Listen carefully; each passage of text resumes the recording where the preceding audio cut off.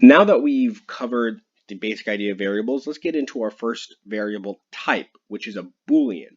A Boolean is simply true or false, and it saves that value of true or false. So if I wanted to say my bool, that you may hear people say bool, equals true, then every time we reference my bool, we're going to get the value of true.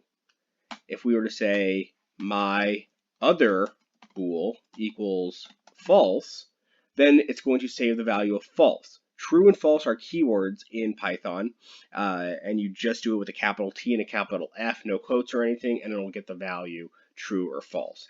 If we were to print my type of my bool and run, we get class my bool, or class bool. It's a Boolean. So Python, when you type in those keywords true or false, is automatically going to save it as a Boolean. That's one of the cool things about Python, and we're going to learn more about that you don't need anything, you just need the variable name and the value. Okay, now let's get into ints and floats.